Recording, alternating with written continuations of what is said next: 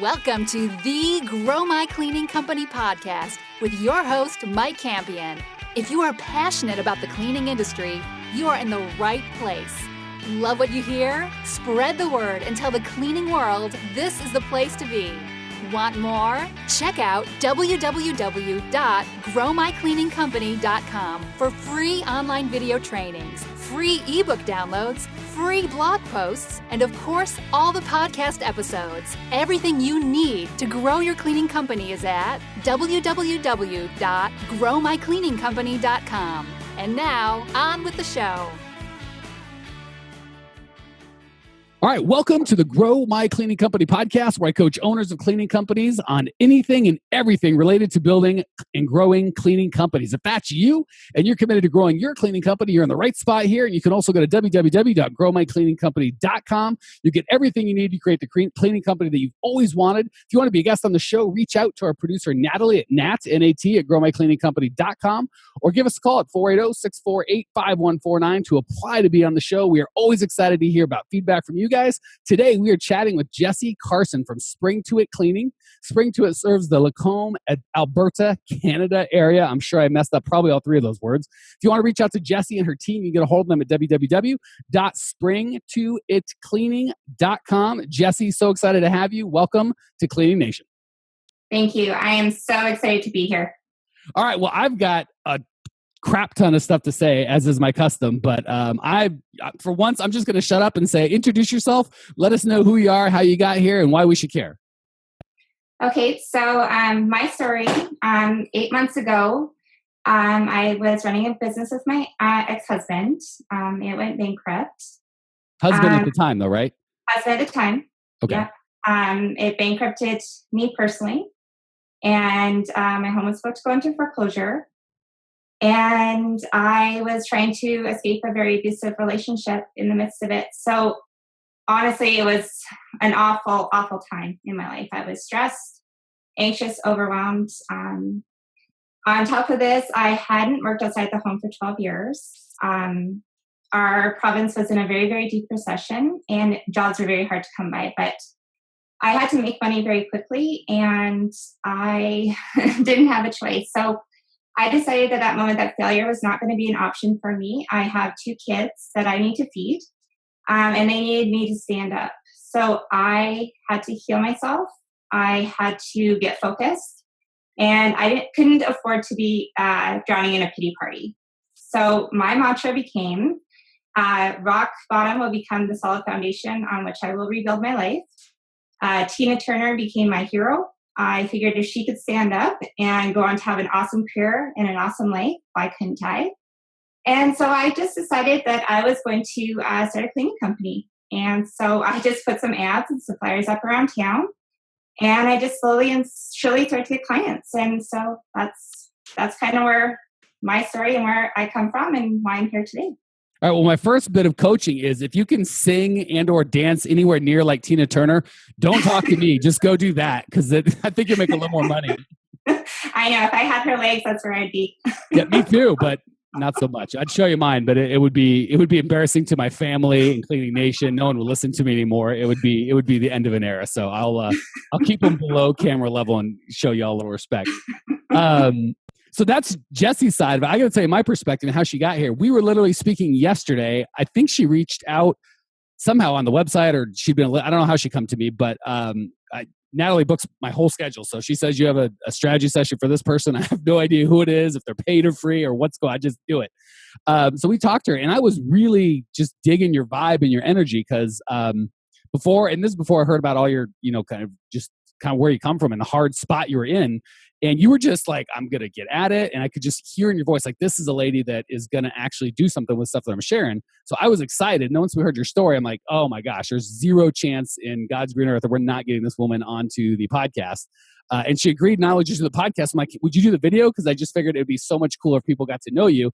And now here we are. So and that was yesterday. Literally, usually the podcasts are booked like a week out and then it goes on. But I was so excited to get you going right away. Now you're in an accelerator program, so we're going to hold hands and skip, and it's going to be lovely. Yes, I'm excited. I'm very excited. All right. So now that you and I have had our love fest and Cleaning Nation probably doesn't care at all, let's talk about how we can actually help you today, maybe give some value to the listening audience. What's shaking in your world and how can I help? So I'm wanting to transition from residential to commercial. I have a very, very small budget and not a lot of time because I am still cleaning in my business. So I need some help on how to market this, I guess, get some strategies and some marketing ideas on to be creative and just to get going. Okay, perfect. I'm excited about that. Let's set a little foundation first so I can make sure I'm not just helping you, but Cleaning Nation as well. First and foremost, I want to encourage you. I think we talked about this yesterday, but it's important. I want to make sure it gets out there. I hear so much, so often. It's so you're like the 119th person I've heard say, I have no money or I have very limited budget, very limited time. That's so common. The first thing to do is define that. So limited budget doesn't help at all, right? It needs to be, and if you've listened to the show, Clean Nation, you'll know I'm a big fan of a percentage, right? So instead of a flat amount that may be appropriate today, but not tomorrow or too much, whatever, I like a percentage. So first and foremost, not just you, Jessie, but to everybody listening, don't say I've got a small amount or a tiny amount or no money. If you have literally no money, don't start a business. That would be my coaching is don't start. Now, if you're like, I only have $300 a month, that's fine, right? That's fine. No one has infinite budget. Everyone's got a limited budget. So I'd encourage you, first of all, to be very specific about what you're willing to contribute, time and money, right? Those are equally valuable. At the beginning of the business, you're going to spend more time and less money. As you get more successful, you'll spend more money and less time. But either way, you need to budget that. So I just encourage you and everybody say, whatever that is, it's going to be 5%, 10%, 20% of my revenue. Or if I don't have any revenue, I'm going to spend $300 a month or $100. I don't care what the amount is. That's not as important, but I would focus on this is what I'm going to spend. And whether it feels good or feels scary or not, that's what I'm going to spend. And I will spend it on reinvesting in my business every month, come hell or high water. Is that an okay rule to start with? Okay. Yeah. Second of all, I want to talk a little bit about transitioning from residential to commercial. I'm a huge fan. I don't want to knock on the residential people, and I don't want to lose you guys if you're like, this isn't for me. Just give me a minute. If you kind of have done the comparison between here's what the benefits and disbenefits to residential are, and here's the benefits to disbenefits of commercial, and I understand both pictures pretty well, and I'm choosing residential, God bless you. That's fine. I have no problems with that. Unfortunately, mostly what happens is I got in the cleaning business because I didn't know what else to do.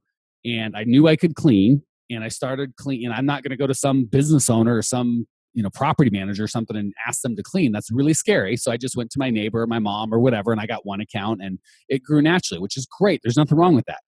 The problem comes in and I'm so proud of you for not saying this. Like when we talked and we were talking about commercial because we talked about your goals specifically and for you and where you want to go, commercial is by far the right way.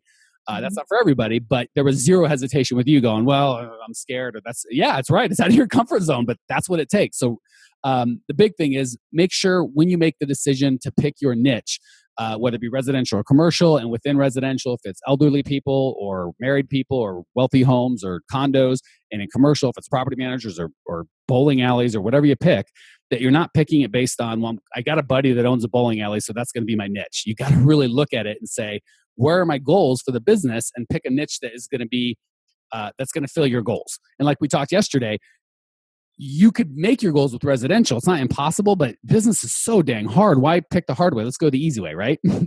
Long story short, that's kind of the foundation. Now, enough of that yakking. Let's talk about how to actually do it. Another thing I want to give you, because there are probably other people that are in recession or are listening to this and their areas in recession. If you're in recession, commercial is the way to go. If you're residential and I'm a homeowner and I lose a job, cleaning's the first thing that's going to go. It just is. In the commercial world, it's not. It's what are they going to do? Not clean their bill? Like it's not. Usually cleaning is 1%, if that, less than 1% of their entire budget. So the $1,000 or $1,500 that they're giving you, they're running $7 million a year through that. They just don't care. Or maybe they'll be like, oh, we gotta tie up. Can you do it for a couple $100 less? But on the residential side, long story short, commercial is much more recession proof than residential. So that's that. All right. So now let's talk about the residential to commercial. First of all, there's always kind of that emotional, mental, like, I don't know how to do it. Do I just fire all my residential people? What do I do? I'm a big fan of, we're going to let the residential stay. So what's going to happen is if the phone still rings and someone calls and says, hey, Jessie, will you come do my residential bid? Yes, you will. Of that, say, I'm just going to say $500 a month or whatever your 10% or whatever your amount is for marketing, $0 of that is going to go to residential, period. Okay. 0 of your time is going to go to residential unless if it falls in your lap, God comes and drops $100 bill in your lap, you're not going to throw it back at him. So if the phone rings or you've got a referral or you've got someone that wants you to do business with them, you're still going to accept that work. You're just not going to pursue it. Does that make sense? Yeah. Yeah. So we're not firing any customers unless they need to be fired otherwise, right? If it's something that's just cost, you didn't bid it right or they're terrible human beings or whatever, that's fine. But we're not going to fire anyone just because they're residential. We're only going to tighten up our standards. So right now, because you have no commercial accounts, and we're going to talk about what to do on the residential side first, then we'll move how to get to the commercial. But since you don't have any commercial customers, the residential, you're just going to kind of run as it's been. You're just going to deduct the time that you've been spending chasing, fooling with residential customers, and they'll naturally go away. And you're going to tighten up your standards on who you take. That was one of the nice things. Oh, and if you haven't listened, Craig and I did a video, another client of mine, and he did the exact same thing that Jessie did. But I think he and I talked 6 months in when he'd already quadrupled his business or something. So the big thing is, all that he did is start getting more and more specific on who he'd take with residential. So when we first started, he didn't look for any of them, but if they called, he'd go out and bid. And then it got to the point where he just got more and more expensive and more selective. And before, his average account was like, I don't know, $180 or something. Now for residential, it's probably $400 because he's so selective about who he's going to take. And that freedom of, I don't really do, and you don't tell them you don't do residential. You just say, you don't have to say anything, but you can be very particular. There's none of that, like, I've got to have this sale, please sign this contract. People can feel that and they're repelled by it. So once you get to the point when commercial is your real deal, it'll be almost funny how, well, crap, these customers I would have died or killed for just 6 months ago. Now I'm like, yeah, $250. Yeah, nah. And now the less you want them, the more they want you. It's like guys and girls relationships. Does that make sense? That makes perfect sense. Okay. So the commercial side, we're going to start kind of just like we start with the residential side, which is, well, no, let's not do that. Let's start with a niche. So, and again, if you've listened to enough of the podcast, you've heard niche. If you go out and say, I sell commercial, nothing drives me nuts when I say, what's your niche? And they go, oh, I focus on commercial. I'm like, there's, if you're in Alberta, Canada, there's 57,000 businesses in your, area. That's not a niche. A niche is going to be, and again, you and I can work on this one-on-one in a smaller group, but just for the purpose of discussion, you've got to pick your niche. And the way you do that is you find out what business is going to fit my needs, my goals. So say you want to build $1 million business in the next 3 years or 2 years or whatever. You figure, well, my average, that's $80,000 a month. So that's either $81,000 customers or $10,000 customers.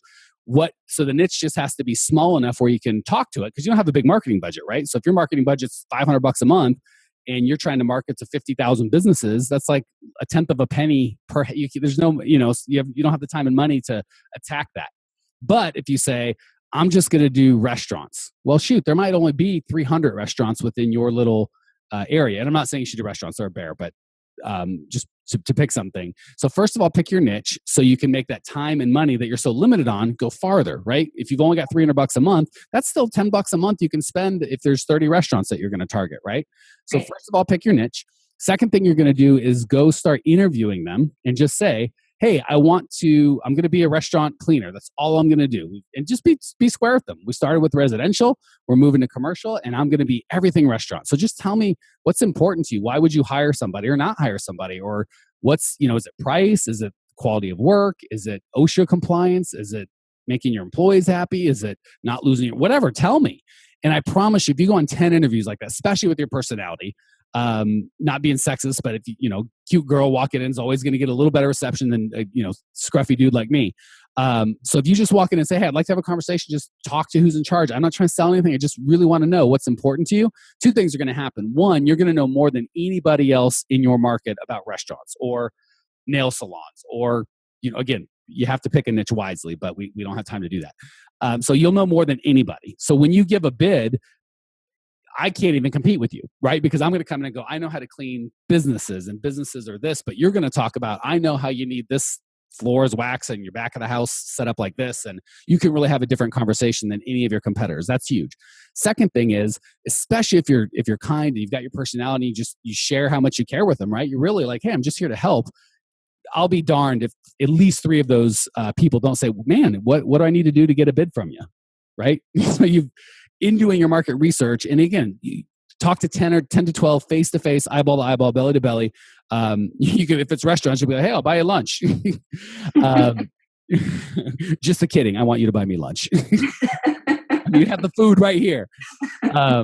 So yeah, if you have those conversations, first you're going to be an expert in the industry and be able to really dominate, even as a new person. Because I think a lot of it's just that fear of, oh my gosh, am I smart enough? Am I good enough? I don't know what I'm doing. If you just have those 10 conversations, I promise you, you'll be bigger, better, smarter, faster than your competition. Unless you've got someone else in Alberta that listens to the show and has picked your same niche.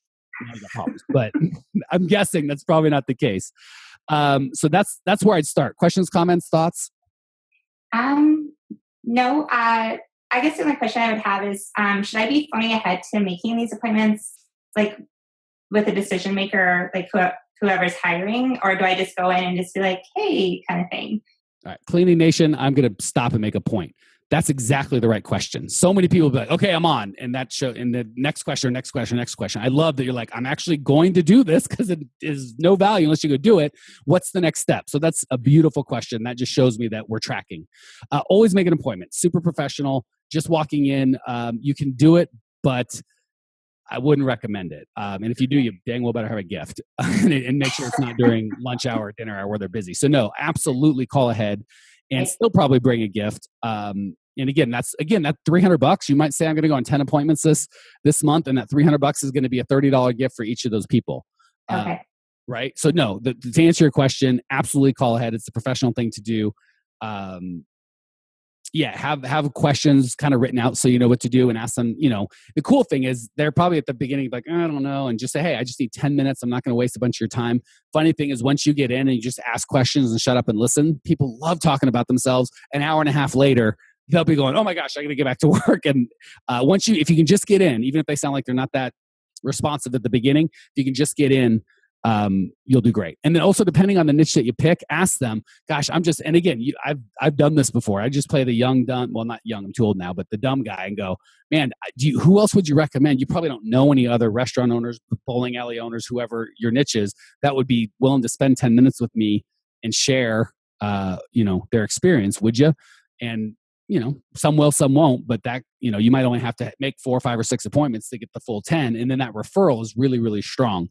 And then the good thing is, so when you do the 10, 3 are going to go, what do I need to do to get a bid? And you're going to go, well, God. And then the cool thing is you're going to say, well, you've been so kind to help me out. Thank you for your generosity and your time. Of course I'll give you a bid and do something a little special for them. And the 6 or 7 that don't, you can still call them after the fact and go, hey, I've talked to 10 other restaurant owners. I think I've got an idea of what you guys want now. If it's something you'd be interested in, I'd be happy to bid. If not, let me know what I need to do later. And when does your contract come up, or when would it call? And then you should have 10 prospects out of that. Again, don't go in trying to sell, go in trying to learn. But naturally, I promise you the selling is going to happen, and you should be able to get some referrals. And you could probably even get some, I hate to say it, but you could even get some testimonials. And again, I'm a huge fan of the Sotellus people, so get that app. And when you do it, go, hey, I really appreciate your time. Would you mind just sharing a couple thoughts of our time together on camera? You might be able to get 5 or 10 testimonials before you've even cleaned something. You put that on the website, not a bad gig. Okay. That was a big, fat, long rant. I don't even know how long we're going because we're doing the video and I don't have my timer up, so I have no clue. That said, any other questions, thoughts, feedback, anything else you need before you feel like you're solid to get going? No, I think that's really a good place to start. That I really feel like I can focus somewhere and get started. And the last thing I'll give you is I will always give those guys, the next step could be, if you want to take that a little farther, is you could offer some sort of upgraded service or free cleaning, or it's tough to do. Like with residential, you can say, hey, I'll give you free cleaning, and about 1/3 of those should take you up for paid customers. For the commercial, it's a little harder because if they've already got a cleaner, it's not like they're going to tell their cleaner, don't come in Thursday. It's not a big gig. But what you usually can do is say, hey, let me do your floors or let me do your windows, or kind of a one-time service to get in. And as you're starting, that might even, if it's floors, you might even pay someone $200 to do the floors. You may not even do them, but that's another option. Not with the 10, but if you wanted to, make that offer to 100 people and maybe even work out with the floor guy, like, hey, if you'll do this at cost or for free, I'm going to give them a bid for everything, for their flooring and everything. And if I get the flooring bid, you're going to get all that work. You can almost get that for free. So that's another way. I'm going to give you one more because I love you and I'm feeling on a roll here. The next thing you can do is strategic alliances. That's one of my favorite strategies. Find people that sell to your niche audience and then work with them. So I'm going to go residential because commercial gets really confusing and we can talk offline once you get your niche. But for residential, what that would look like is the bug guy, right? He goes to people's houses, does a service and gets paid, and he goes every week or every month. That's what you do. Or the pool service guy. Well, I don't know in Alberta. You guys have pools up there? No. Okay, so you don't even know what the pool. You have no clue. But for those of us in Phoenix, you know who the pool guy is, or the landscape guy, right? Or the snow blow guy. I guess for you guys, I have no clue. But those are some strategic alliances. Anyone that sells to your same customer a different product than you sell, go to them and say, hey. So you call. So first of all, like for residential, you'd go to your best customer and say, hey, who's your pool guy? Who's your landscape guy? Who's your bug guy? Who do you love? They'll go, oh, it's John. So then you call John. Right. Let's just do the commercial. I hate giving you mixing things. So say you're at the restaurants. That last question I would have on your in your questionnaire of, hey, what do I need to do to serve you is who else? Who's your most important vendor? Right. Who do you listen to? Who's the guy? If he says, buy this, do that, do whatever, you do it, right? And he'll say, oh, it's my CPA, or it's the guy that sells me my meat, or it's the guy that I'm obviously not a restaurateur, so I'm totally making stuff up. For me, a lot of times it was my CPA. Who else? There's 2 or 3 guys through my insurance guy. I always listen to him. So say he says it's the insurance guy, right? Mm-hmm. Call the insurance guy.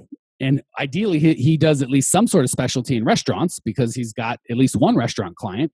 And you say, hey, Jim over at Bob's Big Boy or whatever told me that you are the best thing since sliced bread and that you're really smart. I'm going to be selling exclusively to restaurants. I would love to do a deal where if you'd like to make a mailing to your list, you can mail to all of, maybe you got 100 customers or 1,000 customers or prospects, right? If you mail to them, I'll give all of them a free floor cleaning or a free consult or whatever. And in exchange, all of my customers, I'll tell them they need to use you as their insurance agent or as their CPA or as whatever. So you find someone that sells to your people and you trade lists. And at the beginning, you won't have a list to trade. So you're going to have to give them something really beneficial. But that's a great, that way when you call on John and you go, hey, John, Susan, your accountant who you trust and love said that we should talk. That's a slam dunk for a meeting. Very rarely is she going to say no. Okay. Does that make sense? And that's something I could do 2 hours on, but I just wanted to give you the concept. All right. Any other questions, comments, rude remarks, thoughts before we hit the lightning round? Nope. That was awesome. All right. We've had the charming, awesome person being quiet and the loudmouth speaking. So we're going to switch it. Go to the lightning round. You're going to get the opportunity to give back to Cleaning Nation. Question number 1, what's the best piece of advice you've ever received? The best piece of advice I ever received was, if your dream doesn't scare you, it's not big enough. Atta girl. I love that. That has to go in the show notes. That's solid. If your dreams aren't big enough, if your dreams don't scare you, they're not big enough. Love it. Yeah. And this will be fun because I know you're fairly new. What's the biggest mistake you've made in the cleaning business so far? I didn't schedule my houses. I had a whole bunch of houses and I had some extra apartment cleanings to do, and I didn't schedule it properly, and I wasn't able to get everything done when the client needed to get it done. And it was a big schmozzle. The client was very angry. So that's been the biggest mistake I've made is scheduling. Yeah, there's only 2 ways that can hurt you in the cleaning business: too many customers and not enough customers. So, right. All right, last question. What's one idea Cleaning Nation can put into practice today before they go to bed that will improve their lives or their business? We'll actually have 5 things that have really helped me in my life. It's get enough sleep, eat nutritionally, exercise, meditate or pray, and journal. And since we're on video, can I get a show of the guns or, show off, from all this? I don't know. My friends are going to be like, what are you doing? So eat right, sleep well, and you can have massive pythons coming out of your shirt like our friend Jessie. Jessie, thank you so much for coming on the show and putting up with my ridiculousness. Thank you for sharing your passion and your desire to grow. I know I appreciate you. I'm sure Cleaning Nation appreciates you. When you want to check out Jessie's show notes page, get all the information, and discover everything you need to grow your cleaning business, growmycleaningcompany.com. Leave your questions, your comments, your rude remarks. I will see you there. Congratulations! You are now 16% smarter. Still can't get enough cleaning goodness? Go to www.growmycleaningcompany.com for more of the good stuff. Ever want to be rich and famous? Owners of cleaning companies, as well as industry experts, can apply to be featured on the show by emailing our producer Natalie at support@growmycleaningcompany.com. Until then, don't miss out on all the latest cleaning industry lovin' at www.growmycleaningcompany.com. Check it out now.